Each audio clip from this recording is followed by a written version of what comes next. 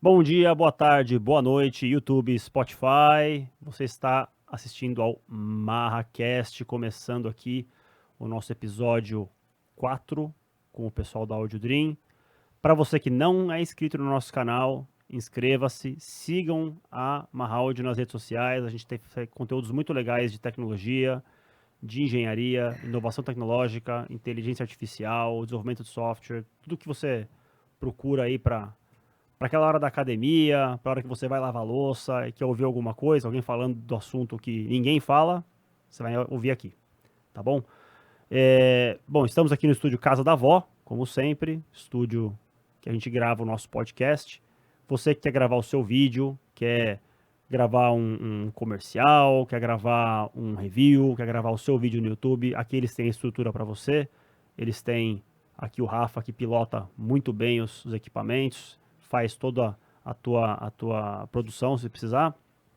Falem com eles, vão te atender muito bem. Tá bom? E hoje, sem mais delongas, estamos aí com o pessoal da AudioDream, o René e o Matheus. Muito requisitados, inclusive, nas nossas redes sociais, né? Grandes amigos há muito tempo. É verdade. Então, é um prazer tê-los aqui. Eu vou deixar vocês se apresentarem primeiro. Quem quer falar primeiro? René, Matheus? Eu sou o Matheus. Hoje eu trabalho... O que eu faço na AudioDream é o trabalho de produção, porque eu sou técnico era de aparelhos auditivos e agora faço também os fones. E também sou fonoaudiólogo. Então, a parte da fonoaudiologia e produção é da minha responsabilidade. E como somos só nós dois também, a gente acaba assumindo um pedaço bem maior disso. Mas, principalmente, se você olhar para mim, você vai ver o cara que tira pré-mod e faz os fones. Uhum. É mais ou menos isso. Entendi. E René? Eu sei, tem pessoas que têm dúvidas quanto ao que eu faço. Eu faço marketing, tenho que mexer com site, com foto, com financeiro, importação, com planejamento, redes sociais, projeto de fone, bastante coisa. Os dois tem que ter bastante trabalho. E vocês fundaram a AudioDream quando? Como que isso aconteceu? Qual que é o histórico? Porque eu conheço vocês, eu conheço você há muito tempo, eu conheço o René há 20 anos já? Você tinha cabelo. Quase, eu tinha cabelo, cara. Eu tinha 20 e pouquinhos anos, agora tenho quase 40. Cara, você estava terminando a faculdade. Não, na real, você estava na metade da faculdade. Não, mas foi antes. Do meio pro fim da faculdade. Metade da faculdade, 2006, mais ou menos. Por aí. 2005, 2006. E aí eu conheci o Matheus quando você já tinha começado a Sim, você conheceu o Matheus quando a gente já estava com a AudioDream ou no começo? Eu sempre trabalhei com aparelhos auditivos, desde a época que eu era técnico há mais de 20 anos. E daí já tinha laboratório, que a gente chama de prótese, né? Prótese auditiva, aparelho auditivo. Tinha feito já o colégio técnico em eletrônica, tentei cursar engenharia, mas não cheguei a concluir. E daí eu já trabalhava com isso. E aí eu comecei a trabalhar numa empresa que faz fones aqui no Brasil. Uhum. E o René, como sempre foi viciado em fone, naturalmente ele foi lá e cruzou comigo. E daí, aquela empolgação de fone e tal. E em 2000 e... Foi 2005, final de 2005, se eu não me engano. Mais ou menos que a gente se conheceu. E aí passou um tempo... Não, foi começo de 2005, porque daí foi o processo que eu peguei, que eu lembro até que eu queria me dar o fone como presente de aniversário pra mim 2015, mesmo. Né? 2015, isso, 15, desculpa, 2015, 2015. Só errei o 1 ali. E daí, como eu já trabalhava lá, a gente se conheceu, e aí, a partir disso, logo na sequência eu saí dessa empresa e a gente começou a bolar... O que no mesmo ano. Foi no seria mesmo o escopo de um primeiro fone. Então a AudioDream tem o quê? 8 anos? Tem 8 anos. Quase 8 anos. Não, tem 8 anos. Setembro. Tem 8 anos já. E daí seria o escopo de um fone que o René já tinha idealizado. E eu já tinha também um pouco de conhecimento técnico. Na real, a gente começou com a D3, lembra? Quem fez a gente vender, começar o AD8 foi o Cássio. 2 anos verdade. Depois. A gente ficou quase 2 anos e meio com o AD3, né? É verdade. Que a gente foi a primeira... Depois que a gente começou, não com com fones muito insanos, porque quem ia confiar, né? Lembra que a gente estava com essa aqui. Mas a ideia, vocês começaram pensando, vamos fazer um fone para pôr o pezinho na água ali, ver lógico. E tinha o lance da importação também. Apesar do René ser formado nessa parte, a área de fones era completamente diferente do que ele já tinha trabalhado. E não é só você chegar e pedir os componentes eletrônicos, tem uma sequência de outros... De volume, né? E volume e materiais que são necessários também, como acrílico, resina, então, um monte de coisa. Então, para eu entender, você já trabalhava com a parte de fono, né? E fabricação de fone em outra empresa. Sim. Quando conheceu o Matheus, o René, vocês bolaram a ideia, quer dizer, você saiu da empresa e bolaram a ideia de um fone de ouvido, e aí criaram a Audio Dream, que é uma empresa que faz fones de ouvido personalizados. Isso. A gente começou com um fone que a gente falou que a gente queria que fosse um fone hiper bom, profissional. E a gente ia ter um modelo inicialmente, um só modelo. Porque era mais fácil garantia, produção, é só o Matheus fazendo até hoje. E na época a gente não tinha todo o maquinário que a gente tinha. Então era bem mais difícil fazer os fones. Foi evoluindo. Então a gente começou com fone, só que foi um sucesso. A gente importou, lembra? A primeira importação a gente trouxe, digamos, acho que foi 20 ou 30 fones. A gente vendeu antes de chegar a importação. Ou seja, vocês abriram um processo de quem quer comprar o fone que foi feito assim, assado. O Matheus, como já tava, procuravam ele, tipo, e aí a gente fala, estamos começando uma empresa e tal. Aí algumas bandas toparam e a gente praticamente, quando chegou essa quantidade de peças, já eram todos os modelos. Estava prometido já para as pessoas. Inclusive, muitos desses fones estão funcionando até hoje. Tipo... Desse primeiro fone tem fones que funcionam. E esse fone foi o AD3, que é um fone de 3 drivers. Que eles são três elementos, né, por lado. Por lado. Total de 3 bichinhos dentro do seu Então vamos pegar para explicar que assim, o nosso público do podcast, que a gente entende que seja, porque esse é um dos primeiros podcasts, né? Sim. Mas é uma mistura de pessoal do áudio que já segue, né, a gente nas redes, que tem a ver com o projeto da Cuba, que eu fiz parte, então o pessoal já tá meio envolvido com as minhas redes por causa disso. E provavelmente eles já conhecem vocês de algum lugar, né? Porque vocês estão no mesmo meio, não estão no mesmo mercado que a Cuba, mas estão no mesmo meio. Mas também tem um pessoal de engenharia que gosta de instrumentação, um pessoal de inovação tecnológica que também liga para software e tal. Então, o que é esse trabalho, né? Quer dizer, o que um fone de ouvido personalizado faz hoje que justifica uma pessoa e fazer tal? O que é esse negócio? Deixa eu contar uma história e você vai complementando. O fone de ouvido, em tese, ele parece um pouco como um fone de ouvido comum. Alguns modelos, se você pegar o teu P2 e conectar no celular, ele vai meio que tocar. Mas aí tem que ele foi desenvolvido para ser um fone profissional, primeiro, né? E a história remete ao Jeff Harvey, né? De repente. Jerry Harvey e Etimotic. Que esse cara fez? Ele é americano, ele pegou alguns músicos e começou a desenvolver esse fone nos Estados Unidos. Ele pegou drivers que são nada mais do que alto-falantes, só eles chamam drivers de armadura balanceada, que é um alto-falante dentro de um encapsulamento de metal, muito resistente, qualidade muito boa, que já era usado para aparelho auditivo. Tá? Então ele é mais assim um full range, ele não é um driver específico nem para grave, nem para agudo. E daí ele pegou esse driver, o que eu imagino que ele tenha feito é isso.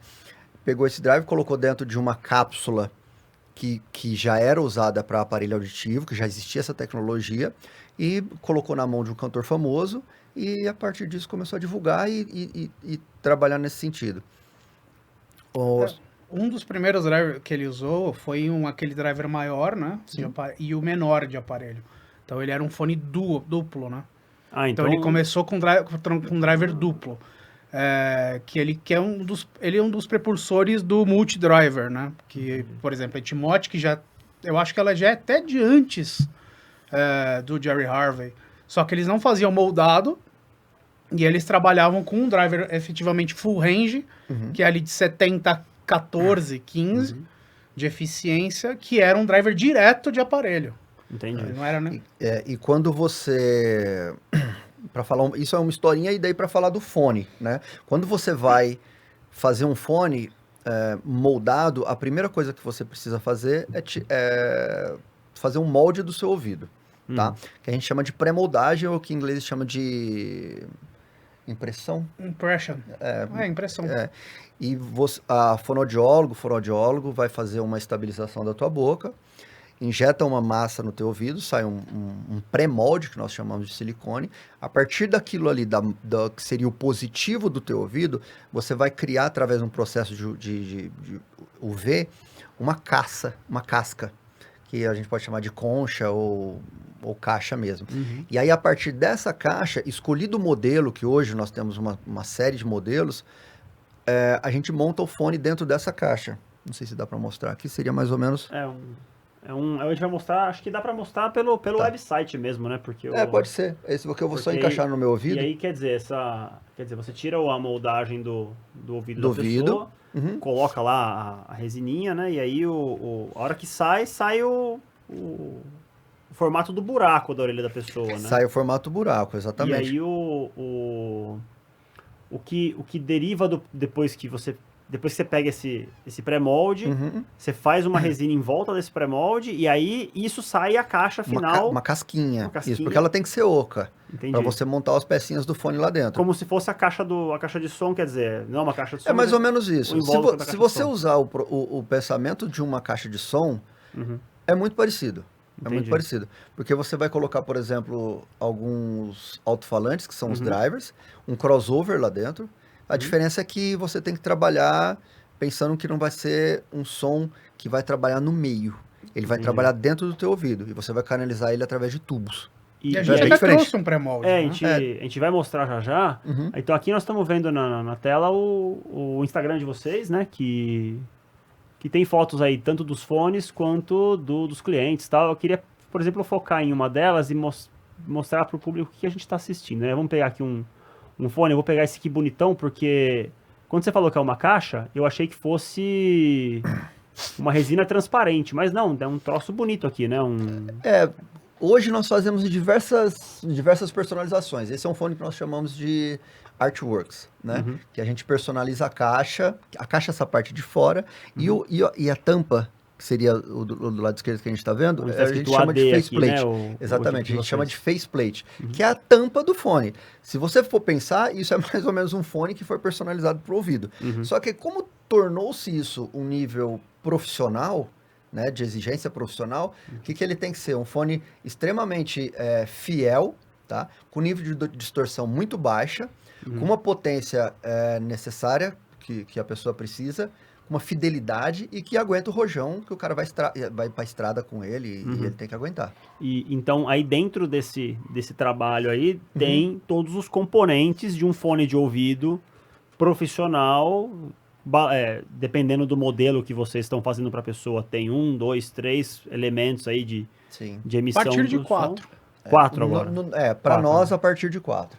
Mas claro que é possível você fazer com 1. Esse, 2. por exemplo, é um primo, então ele é de 4 drivers. E naturalmente um fone desse serve apenas na pessoa que fez o fone. Exatamente. Muito legal. Não tem borrachinha, não tem nada. Muito legal o site de vocês e, cara, eu sei que, assim, a gente tá mostrando 1% aqui do que os fones podem fazer, porque se você for aqui, ó, tem fone de tudo que é jeito, né? Tem artista pra caramba que usa o fone de vocês.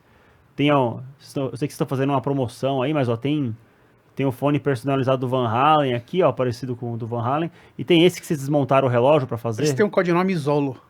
Esse aí ou do Van Halen? Do Van Halen. Ah. Esse daí também entra no Artworks. Esse era um ômega que a gente desmontou. Se você olhar...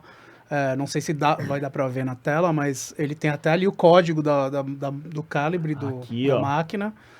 Aqui tem o logo, a ferradura e tal. Então vocês desmontaram, aqui são um cliente que pediu. Cliente que pediu, era um ômega que estava funcionando, infelizmente. Ainda bem que coube na orelha dele, né? Imagina que a pessoa tem a orelhinha pequena e não cai as peças do relógio na orelhinha dela. Mas na hora de montar, a gente... Dá um jeito. E assim, nós estamos vendo fones de clientes. Quem é o público consumidor de vocês? Quer dizer, é mais músico? Eu acho que até por o René fazer parte muito da audiofilia e gostar tanto de fone e de todo tipo de tecnologia, naturalmente ele acabou criando um marketing no começo um pouco mais voltado para audiofilia. Tá? Então, a audiofilia, no caso, é o pessoal que é entusiasta do áudio. Entusiasta, isso, exatamente. Mas aí, com o passar do tempo também, os músicos, os artistas se interessaram bastante. Mas a gente então, sempre hoje... faz os fones para músico, né? Sempre. O problema é que ele serve também para audiofilia, porque muitos dos equipamentos da audiofilia andam lado a lado, tipo DAC, essas coisas que a galera compra para isso. Tirando os modelos que a gente não indica tanto, que são os planares ou os fones abertos. Que são os que a gente fez para audiofilia. Pra audiofilia. Por que o fone para músico ele também serve para o cara da audiofilia? Porque ele é fiel, né? Então, quem geralmente tem uma linha da audiofilia que busca fidelidade sonora e não só o prazer sonoro. Que, tipo, tem gente que gosta de uma caixa mais prazerosa, ou seja, mais quente. Tem gente que gosta dessa coisa mais calorosa. E tem gente que quer ouvir o que tá meio que ali no som. E um fone que é um pouco mais preciso, é que assim, a precisão é relativa, mas você vai chegar mais perto do que da utopia. Que é o músico tá, no caso, o que o músico tá buscando? Quer dizer, ele tá tentando ouvir o som dele no show, é isso? Quer dizer, ele tá lá monitorando... Nesse caso ainda do que o René falou, acho que dá para complementar. Quem gosta de áudio vai saber o que eu tô falando. É mais ou menos que você tem um monitor de estúdio, uma NS10, por exemplo, que todo mundo vai conhecer. Eu não trabalho com música, mas eu quero ter uma na minha casa. Entendi. Entendeu? Porque ela é fiel, ela é excelente, ela tem um renome. Entendi. E você vai estar ouvindo o que, de repente, o teu artista favorito usou. Entendi. Então é muito legal. Então a busca do cara é acessar o mesmo som ou um som fiel àquilo que foi gravado. Quer dizer, você está tentando reproduzir também. o que provavelmente o músico queria que você ouvisse na gravação original. Porque esse fone dele. também é um monitor, né? Ele é um monitor. Aí você perguntou o que o músico tá procurando. Na verdade, eu como fonoaudiólogo, acredito que a primeira função desse tipo de monitor moldado, vedado no ouvido, com esse tanto de vedação que a gente consegue com esse custom, é primeiro cuidar da saúde auditiva e de toda a estrutura da voz.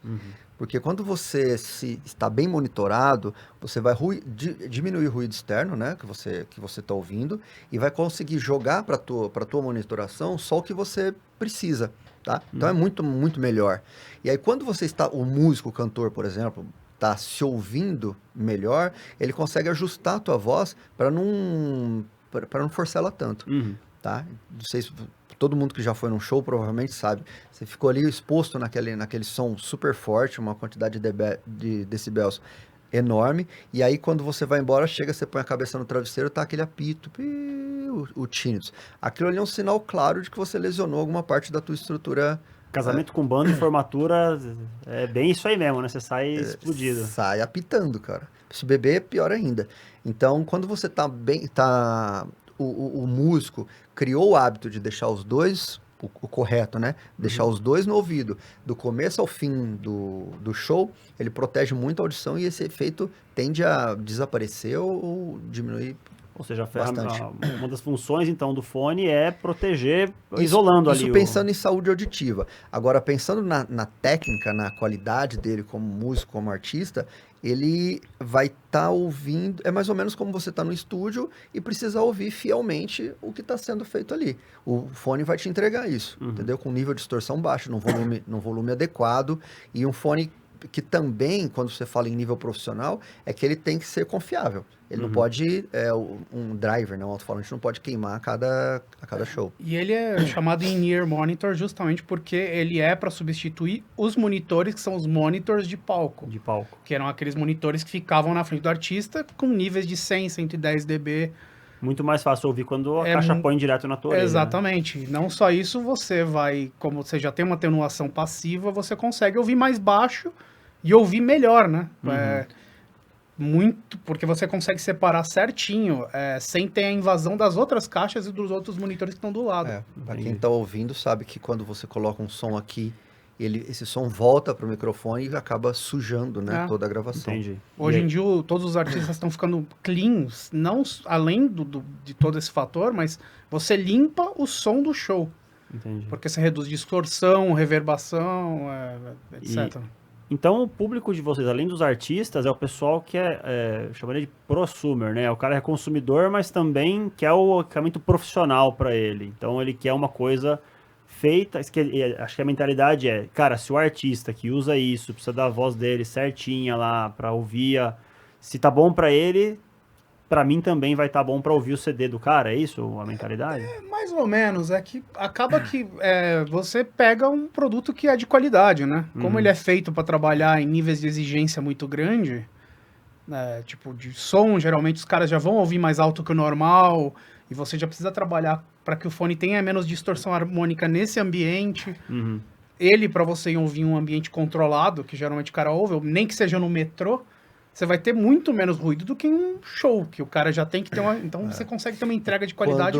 Quando você ainda não tem um fone assim moldado, você imagina que você vai colocar o teu som preferido e você vai ouvir. Mas para nós, por exemplo, que já estamos muito acostumados, a gente usa o fone praticamente o dia inteiro. Entendi, ele é confortável a ponto de você poder usar. Porque você vai viajar de avião. Cara, bota o fone, pluga na telinha lá, no leitor. No teu aparelho mesmo. Né? É para ver um filme, por exemplo. Para monitorar o que você está assistindo o filme no avião. Aí você quer trocar, vai para música. Vai para academia. Para quem treina em academia de rede, sabe do que eu tô falando. A música não é muito agradável. Então você coloca ele, vedou, coloca o teu som. Eu uso o meu até para correr no parque. Entendi. E ele aguenta, quer dizer, uma resina não tem... Ele é a prova d'água, então?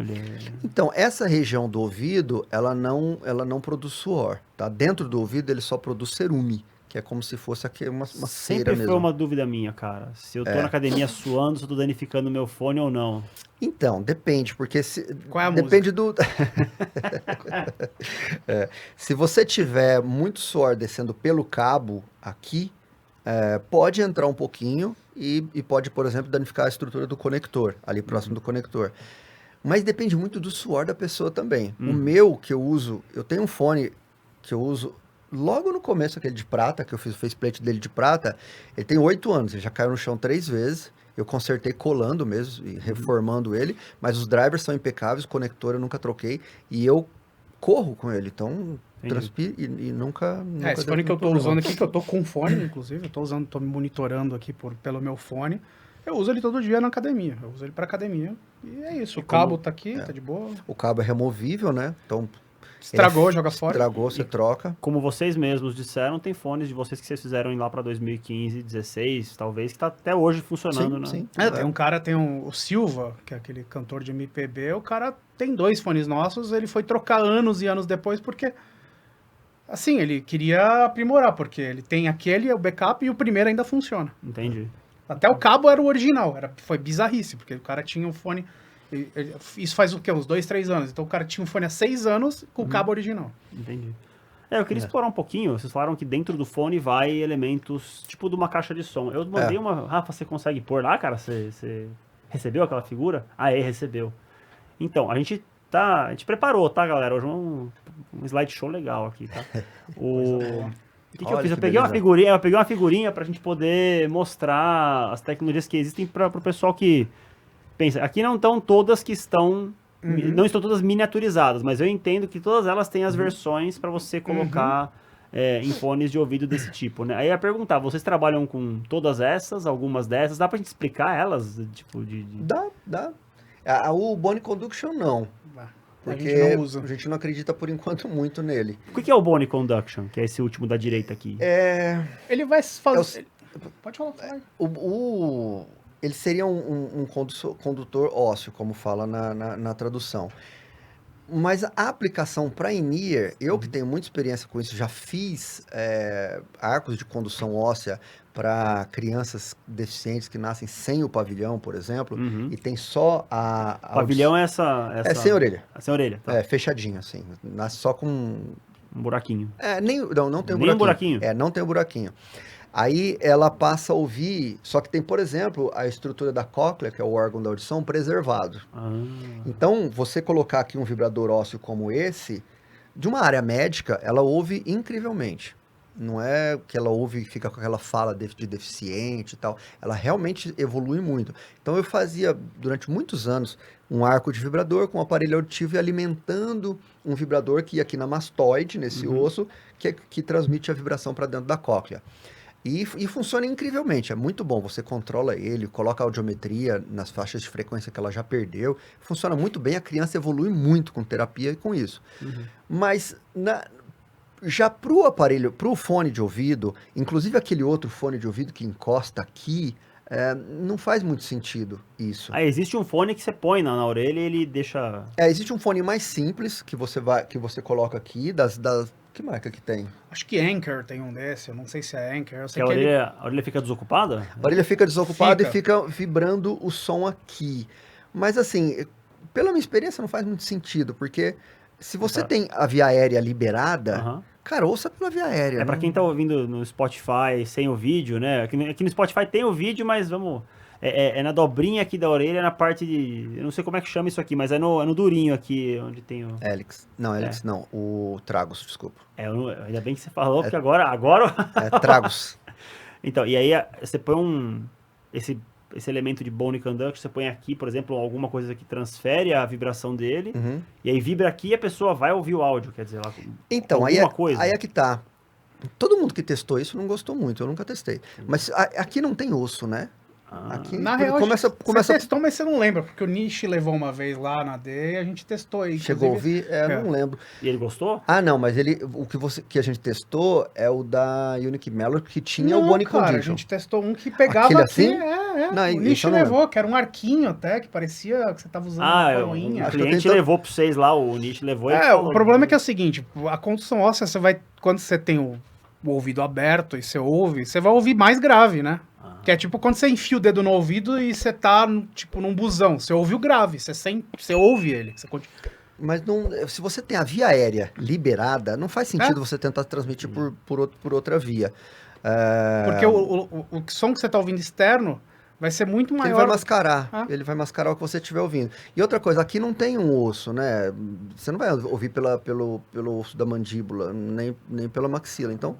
O mais provável é que esse fone que amplifica isso daqui transmita esse som para a membrana timpânica através dessas estruturas aqui do ouvido. Tá? Aí vai você ouvir um pouquinho, mas fazer sentido para mim nunca fez. Entendi. Então esse é o que falamos por bastante. Enquanto. Falamos bastante dele, mas ele é o que a gente não quer saber. Exatamente. O principal de vocês, qual que é? Vocês usam principalmente algum desses modelos? A gente usa bastante a armadura, né? É a base, direita principalmente para fone, para músico, é a armadura balanceada, porque ele é um driver bem antigo, né? De aparelho usa desde quando isso? Anos 80, né? Cara, acho que antes. Acho que é muito tempo. 70 para 80. Então ele é uma tecnologia já bem confiável e ela é feita para ser inserida dentro do ouvido, né? E o fone que é normal, assim, desses que vende, não no camelô, mas esse que é o popular aí do pessoal, qual desse? É o dinâmico, o do meio aí. O dinâmico é o mais simples. E se você for ver, ele é um alto-falante, em miniatura, né? Ele tem exatamente a mesma tecnologia quase que de um alto-falante. É um oval, um imã e um solenoide num cone, que aqui faz uma membrana. E aí, através dessa vibração, ele transmite ondas para o meio, né? E aí você, estando próximo do ouvido, você pode ouvir. E esse é provavelmente um dos mais antigos, mais simples e a tecnologia mais barata. Mais barata, sim. Existem desses que são muito tecnológicos e caros. Os fones grandes são assim, né? Também, alguns. Também. Mas tem dos outros também. Tem o que você colocou ali, por exemplo, é um planar da Audeze. Que é um planar magnético que todos vão trabalhar da mesma forma, exceto o eletrostático, né? E mesmo o condutor, ele trabalha com um ímã para fazer a vibração e a transferência, a inversão do Esse dinâmico a gente tem também, alguns modelos nossos com ele, mas em formato híbrido. Que nossos fones, ele produz apenas o grave. Só o grave. Só o grave. Grave e subgrave. A gente suprime o restante das frequências e deixa outros drivers fazendo como a armadura balanceada. E um que é diferente aí de verdade é o eletrostático, né? Que ele precisa de um transformador para gerar uma corrente alta, para criar uma corrente eletrostática, para aí sim gerar o som. Ou seja, ele parece mais um capacitor do que parece um fone. Ele tem que fazer acúmulo de carga dos dois lados para poder gerar lá a diferença de potencial que mexe a membrana. Ele tem um flyback. Manja flyback de televisão? Porra! Ele tem um flyback. A tensão é alta, sim, tem que a ter. tensão é alta. Não é como não tem 40 mil volts, mas ele... Cara, se eu não me engano é 16, viu? Ele gera uma tensão muito alta, uma corrente muito baixa. 16. E produz essa estática através da elétrica. E para isso ele tem um transformadorzinho que vai lá dentro. Ou seja, um fone desse tem que andar com um pack a tiracolo para fazer o driver do fone. Esse não, porque ele é uma tecnologia meio híbrida. Então ele trabalha com uma bobina que pega um sinal padrão de saída de DAC, amp normal. E aí ele faz a conversão por essa bobina. Mas um padrão você tem que ter um Energizer, né? Que é um capacitor gigante na sua mesa. Para aí sim você fazer o fone funcionar. Tanto que você pega os fones da Stax, você vai trabalhar aí com 500 volts. Na orelha. Para tocar um som, Tanto que eu tenho um, mas eu não uso muito porque eu gosto de chegar em casa, tomar aquele banho, aí você vai colocar como esse fone? Cabe um adendo aqui. Os fones que tem normalmente eletrostático ou planar magnético, eles vão precisar de uma corrente maior. Normalmente um equipamento dedicado. Dificilmente você vai pegar um planar magnético e ligar direto no celular, né? O celular, você precisa de um equipamento com, tipo, o DAC que a Marra tá fazendo, com um ampzinho mais parrudo ali para conseguir subir a corrente para ele dar conta de ter o controle, senão gera o que a gente chama de grave-flob, que é aquela coisa gravuda, lenta, que fica estranho, que ou parece que não tem grave, ou parece que tem grave demais. Se você pegar um fone, até nosso, se você amplificar ele mal, um fone nosso que tem eletrostático, não fica bom.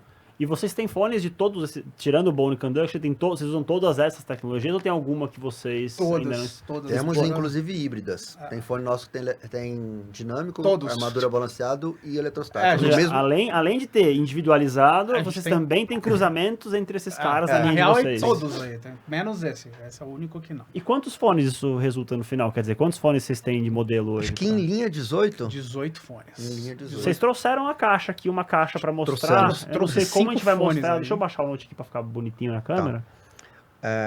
Será que eu consigo mostrar? Acho que você vai ter que virar pra lá ou pra lá. Vamos ver. Eu já consegui. Olha lá. Aí fica bom. Aí tem...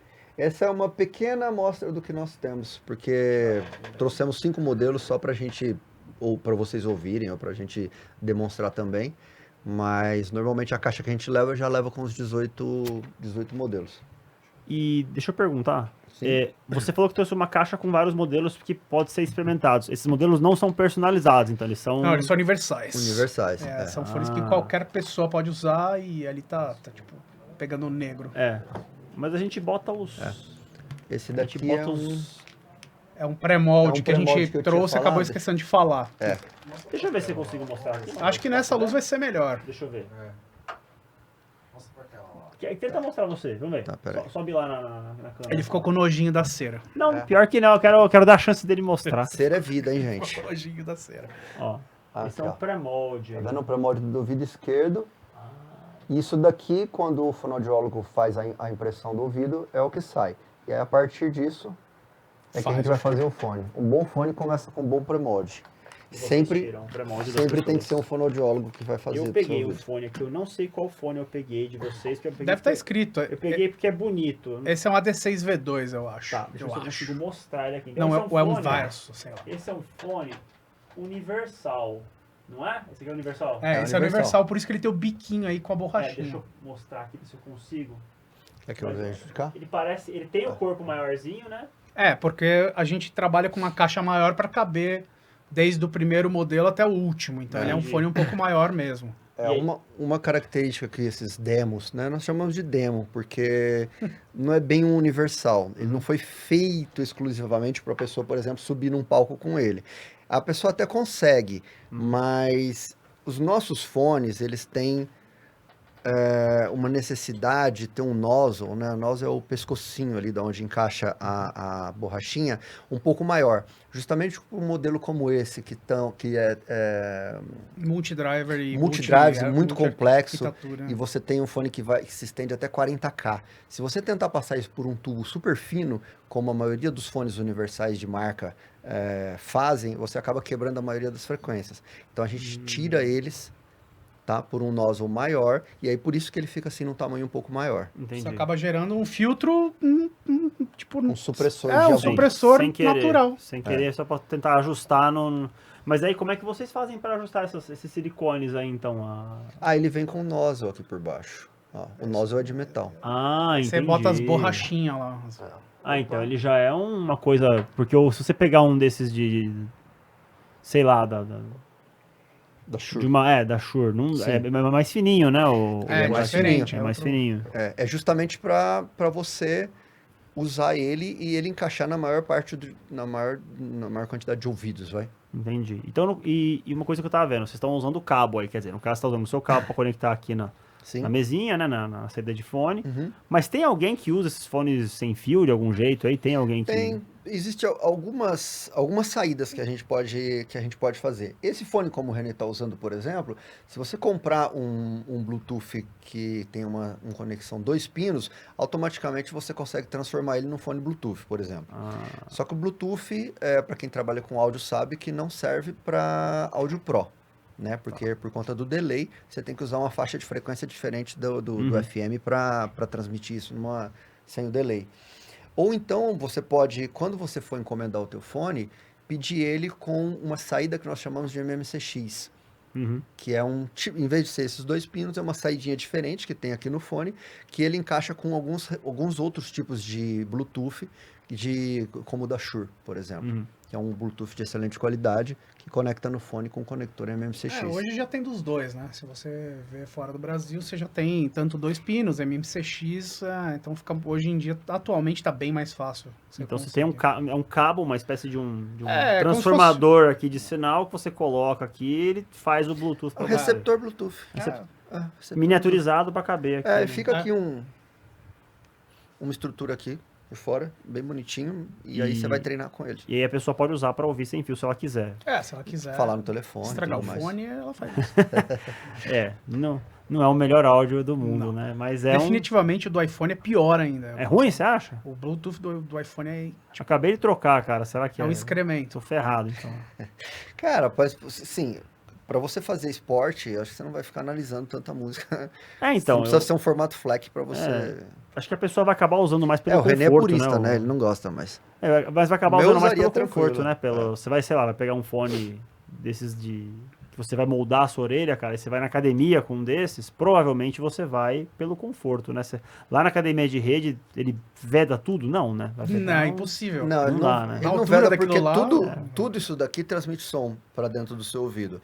Mas assim, você coloca o fone e já dá aquela baixada bem boa. E aí colocou a tua música, presta atenção na tua música, ela já se sobrepõe a outra. Aí você pode tirar o pela Shakira. Aí você, em vez de ouvir a Anitta, você ouve o sertanejo. Excelente. E assim, dentro do fone, né? Vocês usam os drivers todos lá, né? Quer dizer, tem a combinação dos drivers que a gente usou. Que outro tipo de circuito que tem dentro? Quer dizer, vocês falaram que tem um crossover, né? Como que vocês projetam isso? Porque é um espaço muito confinado para trabalhar ali, né? A gente chuta. Coloca lá dentro, ouve depois e vê se ficou bom. Mas é um processo empírico mesmo? Porque assim, eu imaginaria que uma boa parte. A caixa de som de rede, né? A caixa de som Smart Fit aí, como é que é? Vocês fazem milhões da caixa de som e elas são todas iguais, porque você vai fazer, tirando uma pequena tolerância, elas são todas iguais, mas os ouvidos são todos diferentes. Como que vocês fazem para... Não, quando a gente pensa num projeto, o René é muito mais aplicado em conhecer e ele gosta mais do som do que eu, né? Eu gosto mais do processo de produção. Claro que eu gosto de música, mas não como ele. E daí, quando ele idealiza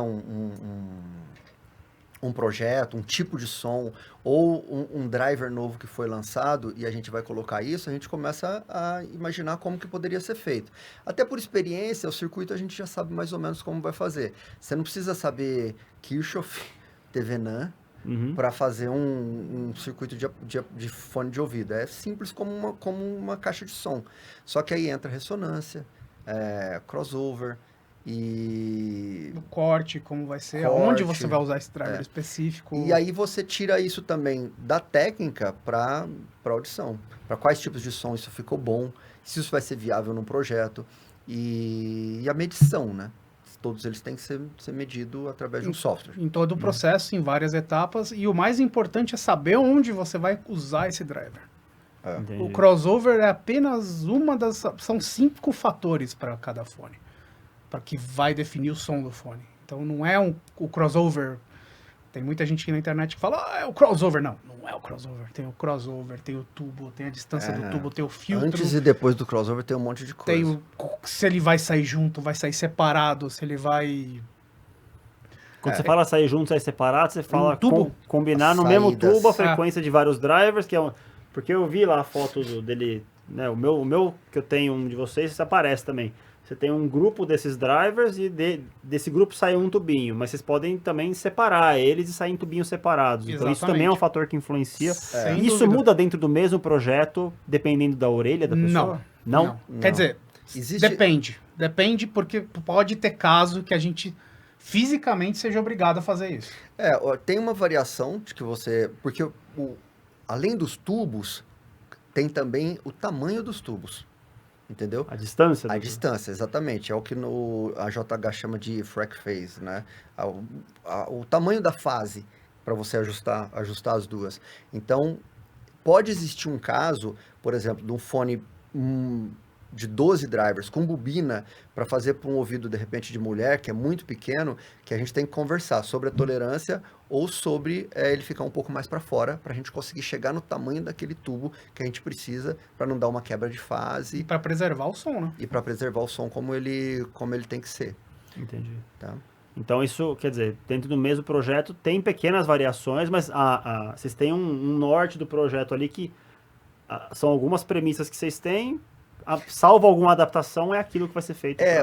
O norte, o controle de qualidade é a curva. É a curva. Ela tem que bater. É a curva padrão. Ela tem que bater, salvo ali 2, 3 dBs em determinada frequência, mas ela tem que bater.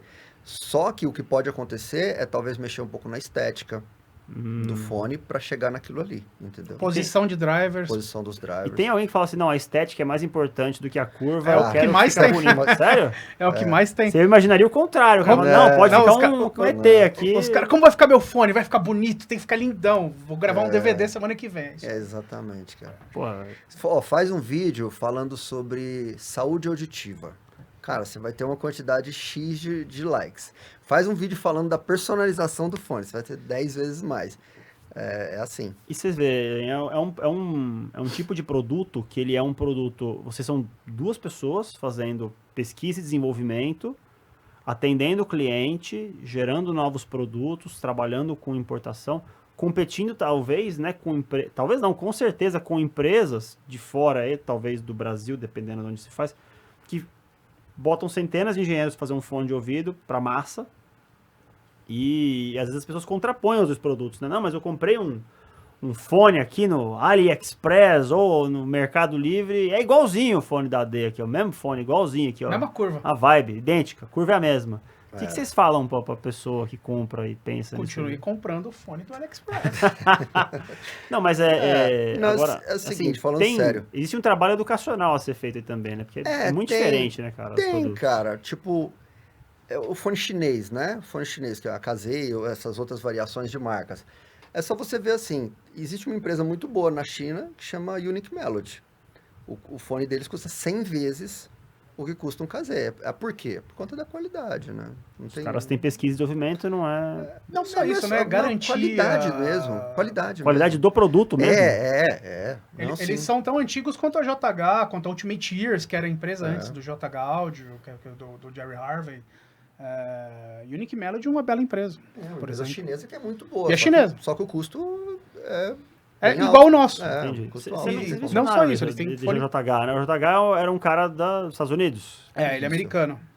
É que ele foi conhecido, ele foi meio que fez o marketing disso junto com o Van Halen, né?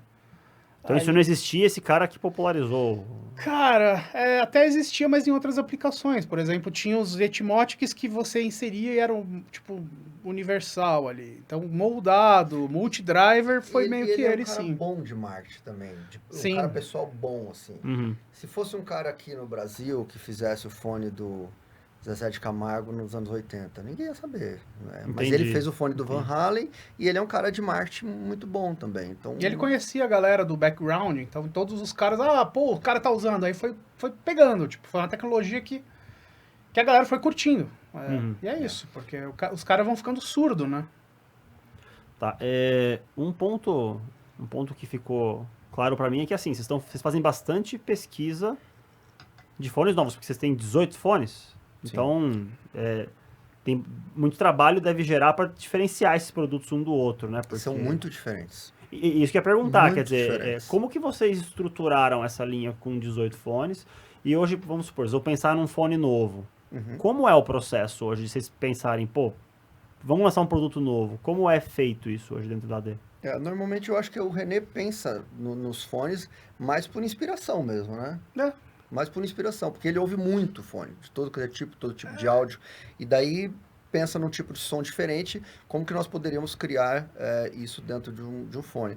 E também na esteira do que as empresas que produzem os drivers lançam de tecnologia. Ah, legal. Por exemplo, esse driver eletrostático, nós somos os únicos que trouxemos para o Brasil.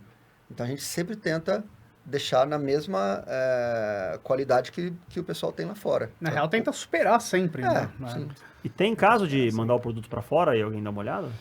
Cara, a gente já foi pra Espanha fazer feira, esse ano eu fui pra Alemanha pra dar uma olhada em feira também, a nossa ideia é expandir, né? O ano que vem tentar... ano que tentar vem a também gente quer expor. brincar. Tentar vender o produto mais lá fora do que aqui no Brasil, talvez? Cara, talvez lá eles tenham mais capacidade financeira, porque lá o salário é maior pra investir num produto desse. Porque o preço do nosso produto no Brasil é o mesmo que lá fora.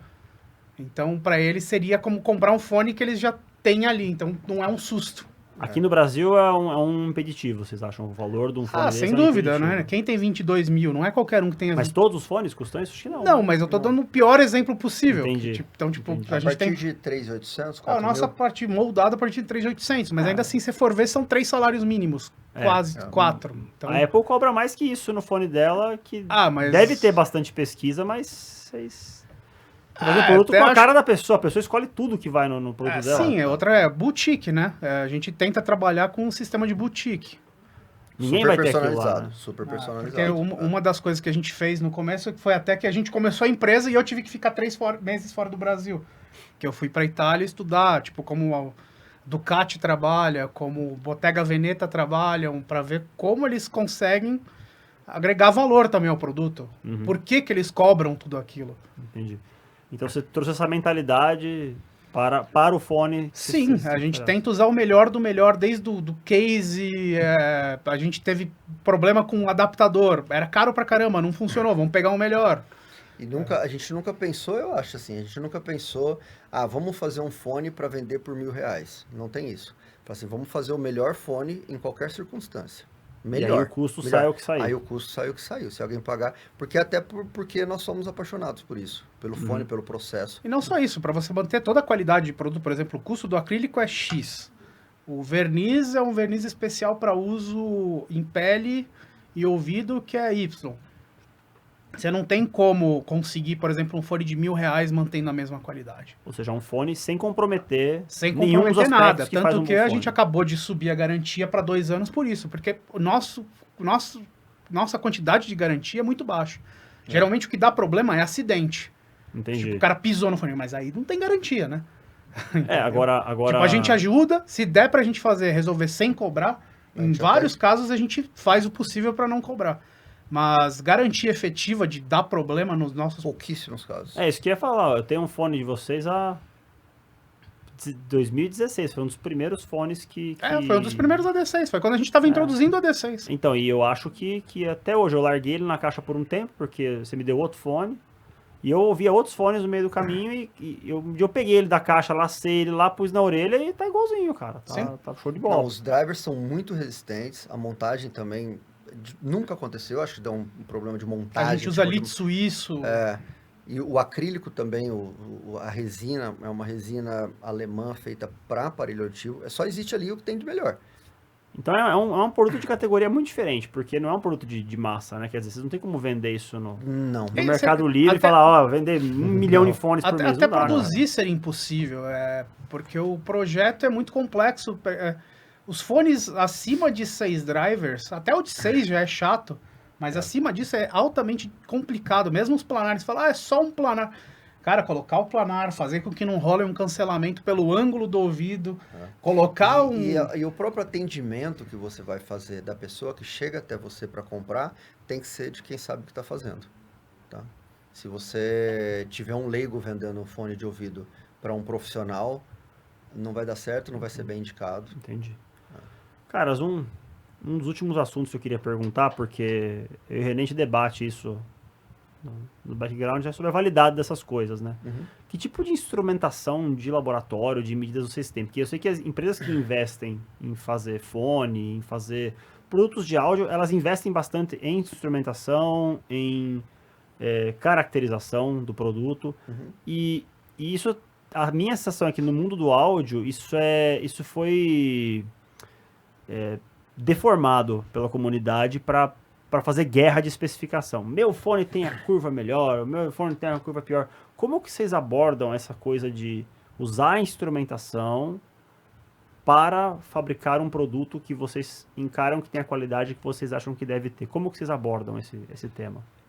Você diz em relação à aferição ou de uma maneira geral, desde o começo até... Acho que um pouco dos dois. Tipo, assim, controle de qualidade é uma coisa, acho que importante, né, da gente tocar, e a outra é isso aí, do tipo, como que você garante que o que você fez um AD8 para um cara é um AD8 para outro cara e esses caras vão ter experiências similares a todo mundo que comprou um AD8, entendeu? Isso não vai acontecer. Não? Eles são iguais, mas mesmo assim a percepção do cara pode ser bem diferente. Um pouco diferente. Entendi. Quando a gente faz vou ensinar uma coisa para quem está começando, hein? Mais do que isso eu vou cobrar mais caro.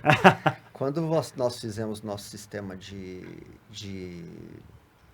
aferição, já tinha experiência por algumas outras normas que existem. Quem quiser pesquisar, a norma ANSI 96, que vai dar ali as frequências, as distorções, e também procurar por aparelhos auditivos, que é um mercado muito mais completo. Nós temos um acoplador de 2 centímetros cúbicos, que é mais ou menos o que você imagina que seja o conduto de uma pessoa. O fone vai sair, todos os fones vão sair com a mesma curva, ou muito próximo,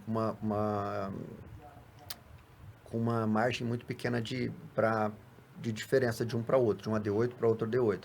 Mas quando a gente coloca ele no acoplador, ele vai dar essa curva. Só que quando ele estiver no ouvido da pessoa, uma pessoa que tiver um ouvido um pouco diferente, um pouco mais curvado, ele pode dar uma diferença de um para outro com a sensação que ele vai ter daquele som. Sempre vai ser, nunca vai transformar um AD8, que é um fone analítico, num fone divertido. Isso não vai acontecer, mas pode existir uma pequena variação de sensação. Agora, como aferição, ele vai ser medido através de um microfone, de uma placa de áudio e de um software, que é um dos softwares que a gente gosta de medir. Inclusive, agora a gente tem uma outra placa mais completa. Para conferência dupla, né? Medir. Isso se falando no final do processo. Agora, durante todo o processo, a gente tem o projeto que nós fizemos, que a gente assinou ele logo no começo, e estão em todos os equipamentos que a gente usa. E mede driver por driver. Antes de começar a montar, tem que medir os drivers. Aí terminou uma etapa do processo, mede isso. Aí terminou a outra parte de um lado inteiro, você mede de novo. Aí depois você coloca na caixa, você mede de novo. E aí você fechou o fone, você mede de novo. Exatamente. Caramba, e isso tudo é usado, quer dizer, que tipo de instrumentação? Quer dizer, é microfone, né? Quer dizer, esses caras são... normalmente é uma coisa que simula o ouvido, seguida de um microfone, seguida de uma placa de som. Uma interface. Todos eles você tem que conhecer muito bem... Pelo menos para você ter certeza que todas as suas medidas são consistentes. Porque se você medir, por exemplo, de repente, com outro equipamento, você vai estar medindo o sinal elétrico. Né? E aí, para uma quebra de fase, por exemplo, que é quebrada pelo som, aí já não teria tanto sentido. Agora, para o projeto, por exemplo, aí sim a gente usa os outros equipamentos. Não só isso, né? Eles já vêm calibrados de fábrica. Outro também. detalhe. Todos os drivers dessas fábricas mais conceituadas já vêm calibrados de fábrica que eles estão aprovados. Então, eles têm não só a nossa aferição, mas eles já vêm com uma aferição na fábrica, que é o controle de qualidade das fábricas. Quando a gente fala em aferição, é magnitude e fase da resposta em frequência, quer dizer... Sim. Fora a sensibilidade, impedância. Se está com problema, porque como são drivers duplos, às vezes um dos lados está quebrado, porque eles são realmente 4 drivers ali, em alguns casos. E em cima da calibração do fabricante, vocês fazem a medição de vocês para garantir. Estou usando isso no fone e tá ok. Você tem que fazer isso. Você não pode principalmente frequências separadas. Tem muita gente que é até triste, tá fazendo fone no Brasil, mas chega a dar pena, assim. Estudem fase, cadê a câmera? Estudem a fase, estude como o som se comporta dentro de um tubo, estudem como funciona uma flauta. É um bom começo. E tente fazer pelo menos um curso técnico. Para entender do que tá fazendo, né, meu? E aí, quer dizer, feito isso, os fones eles saem mais ou menos com as mesmas especificações dentro da tolerância dos equipamentos de medida, da calibração e tal. Na real, tem mais problema na questão, não é nem tanto da medida, às vezes da curvatura do canal também. Porque você tem uma... Da pessoa? Exatamente, às vezes você tem uma curva que quebra. Aí a gente tem que mudar um pouco a posição das coisas para tentar chegar mais perto, mas não necessariamente você vai conseguir. Olhando o molde da pessoa, exatamente. Vocês já imaginam que aquilo pode dar um problema? Não imaginam. Por isso que ele é medido na medição na hora de colocar. É verdade. Depois você mede de novo para confirmar que o posicionamento que você colocou, os drivers, estão sendo efetivos naquele canal. Exatamente. Entendi. Porque a curva do ângulo de saída do nozzle, que é isso aqui, do fone, ele vai afetar a reflexão do áudio nos tubos. Então, se você tiver um ângulo muito reto, você já vai ter que mudar onde vai terminar o tubo. Principalmente o fone com planar, por exemplo. Que é muito o planar é aquele que é uma onda que sai. Exatamente. É uma massa frontal. Se você fizer um L, por exemplo, nessa daí, você pode ocasionar várias quebras de frequência. Entendi.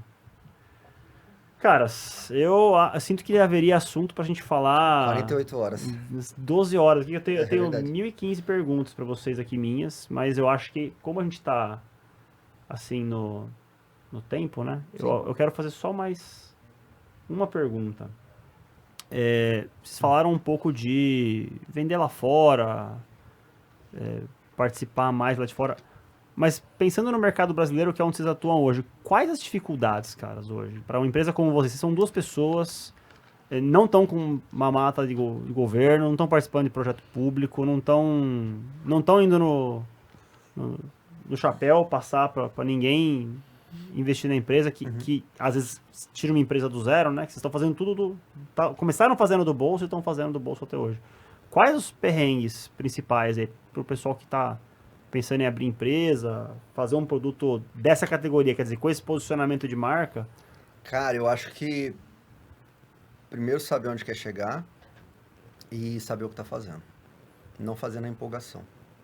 Porque nessa nossa jornada, várias pessoas que nós conhecemos já tentaram seguir pelo mesmo caminho. E se você não for um especialista, não vai dar certo, entendeu? Às vezes é um tiro no escuro, um voo de galinha, né? A gente faz isso, a gente não se encontrou por acaso, né? René veio procurando fone, eu já fazia fone. Então, eram pessoas que estavam alinhadas com aquilo ali. Então, agora, lógico, várias dificuldades, todo mundo sabe como é a forma tributária aqui, como os custos são altos. E a cultura, por exemplo, nesse sentido aqui de fone, eu acho que todas as empresas do Brasil não produzem o que produz uma empresa pequena americana. Por conta da cultura. Alguns países da Europa também não usam IR, né? Itália, por exemplo, você vê muito pouco. Eles pouco de consomem pelo consumo, né? Aqui no Brasil se faz isso, mas o problema é que aqui se faz isso no meio que sour grapes. Você quer o custo-benefício só querendo o seu custo, o seu benefício, não o custo da empresa. A empresa só quer te roubar. Geralmente é isso que acontece. Pensamento, né? Tipo, o que eu mais vejo é a galera metendo pau na Shure, não sei o que lá. Pô, R$1.000, não sei o que lá, no 215. Legal, custa $100. Mas a carga tributária, R$1.000, ok. Tá até barato. Exatamente. Entendi. E, é uma porcaria. Cara, não é. Eles vão te dar uma garantia. Se ele quebrar, eles vão te dar outro. Se você compra um fone na AliExpress, por exemplo, eu tenho um amplificador lá em casa que tá quebrado de... sei lá, $2.000, é um IF, um amplificador portátil. Ele resolveu não ligar nunca mais. O que eu vou fazer com ele? Nada, tá lá, bonito, virou um monolito de alumínio. Não tem o que fazer. Então, vocês acham que o mercado de massa deu uma estragada, então, na percepção de valor que as pessoas têm em produto de áudio? Porque... mas é padrão em tudo, né? Até carro. As pessoas não ligam em pegar um carro com equipamento melhor, tipo, com segurança. Por exemplo, vou pegar Aquele carro, antigamente, que não era obrigatório airbag, vou pegar aquele carro com airbag porque tem um airbag. Não, eu vou pegar o sem nada porque eu não vou bater mesmo. Entendi. E é mais barato. Eu acho que, de uma maneira geral, no áudio, se o cara, por exemplo, a formação dele é na guitarra, por exemplo. A guitarra, ele já enxerga ela como ele precisa gastar com aquilo ali. Mas o som que vai vir daquela guitarra, de repente, que precisa passar por uma caixa, que precisa passar por um monitor, aí ele já não aposta tanto que precisaria ser uma coisa muito boa. Aí ele compra o KZ numa PRS de... tem esse desbalanço, quer dizer, o cara exatamente. tem a percepção de valor distorcida, ele vai gastar num pedaço e aí onde importa que vai sair no... porque o som vai passar por ali, né? Mas pode ser o contrário também, né? O cara compra um baita fone e bota no... Nesse caso, tudo bem, aí pode. Caras, vamos fazer certamente outro encontro desses. A gente tá com certeza. no finzinho aqui do nosso tempo. Eu quero muito agradecer a presença de vocês. Eu vou deixar nós que agradecemos aqui essa câmera totalmente grátis para que vocês façam, deixar a mensagem que vocês quiserem para os nossos... por favor, nos sigam, né? Nós temos um canal no YouTube que... Estamos nos aplicando para postar mais vídeos. Nosso Instagram, da Audio Dream. Nosso Facebook. E para quem quer conhecer os modelos... TikTok. Conhecer os modelos, nós estamos na Avenida Paulista 352, Conjunto 52. Na saída do metrô Brigadeiro. Mas então, você tem está em que São agendar. Paulo. Tem que agendar. Para a gente preparar tudo para você ouvir. Você pode ir lá, toma um café, ouve os fones e se quiser pode até comprar e passar o cartão. Coisa boa, hein? Opa. Coisa boa, hein? Essa é a melhor parte. Então é isso, pessoal. Foi um papo muito legal, que certamente vamos repetir. Pessoal, agradeço. Valeu. Muito obrigado. Vou bater no microfone. Foi muito Obrigado, legal. meu caro. Eu quero fazer mais um. Joia. E é isso aí, pessoal. Vocês curtiram o papo com a Audio Dream? Um pouco mais curtinho hoje, mas prometendo um próximo, tá bom? Lembre-se de se inscrever no nosso canal, seguir a gente em todas as redes sociais, curtir nossos vídeos, interagir com a gente pra gente saber como que a gente tá indo, porque eu quero saber o que eu faço no próximo por vocês, tá bom?